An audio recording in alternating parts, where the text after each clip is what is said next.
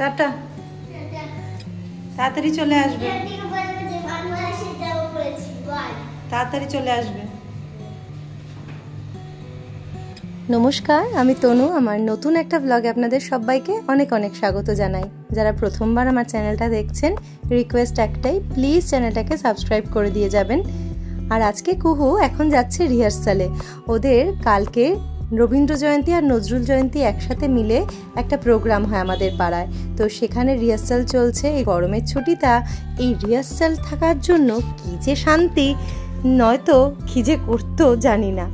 তো এদিকে কুহু যেহেতু রিহার্সালে চলে গেল, আমি একেবারেই ফাঁকা। তো ভাবলাম আজকে একটুখানি চিকেন চপ বানাই। ওই চিকেন কাটলেটও বলতে পারেন বা চিকেন চপ, চটজলদি যতটুকু হয়। চিকেনটাকে কিন্তু এখানে মিক্সার গ্রাইন্ডারে একদম পেস্ট করে নিলাম।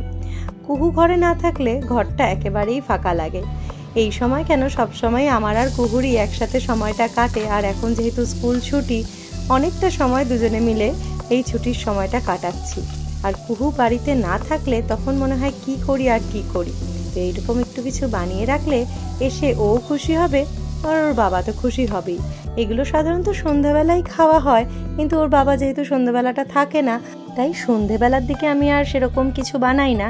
যদি এরকম কিছু খাবার বানাই, সেটা একটু রাত করেই বানাই, যাতে গরম গরম থাকাকালীন ওর বাবা খেতে পারে। তো বানাতে বানাতেই আমার এই এখন বাজে ঘড়িতে 9টার সময় কুহু যায় রিহার্সালে। প্রায় প্রতিদিনই এখন রিহার্সাল হচ্ছে। এদিকে কিন্তু আমার পেঁয়াজটা বেশ ভাজা ভাজা মতন হয়ে গেল।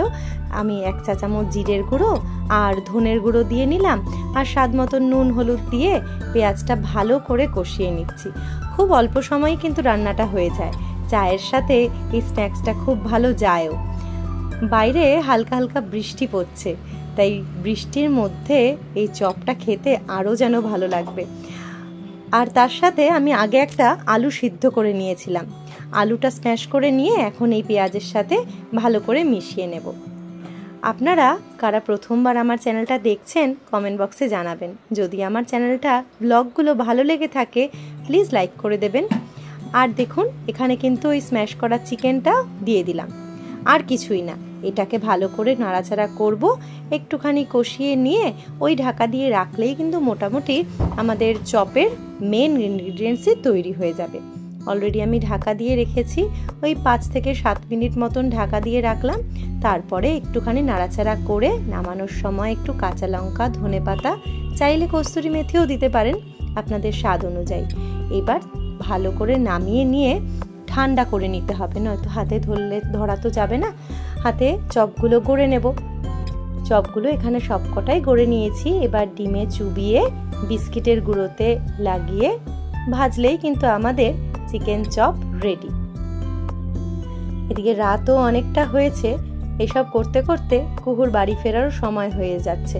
তবে এখন যেহেতু রিহার্সাল হচ্ছে আর প্রোগ্রামটা চলেই এসছে বললাম আগামীকাল, তো তাই জন্য প্রোগ্রামের জন্য রিহার্সাল এখন একটু বেশি সময় ধরেই হচ্ছে।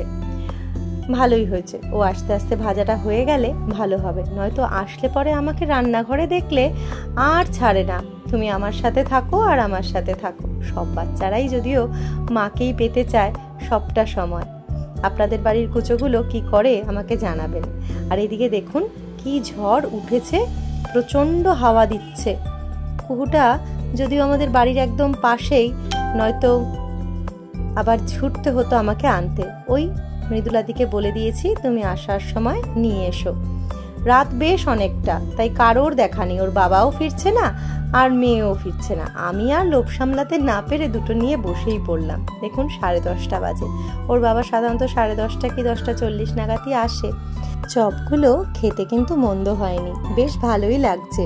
তো আজকে আপনাদের ব্লগটা কেমন লাগলো অবশ্যই জানাবেন। ব্লগ ভালো লেগে থাকলে একটা লাইক আর কমেন্ট করে দেবেন। আর নতুন হলে চ্যানেলটাকে প্লিজ সাবস্ক্রাইব করে দেবেন। আজকের মতন এখানেই, চলুন টাটা।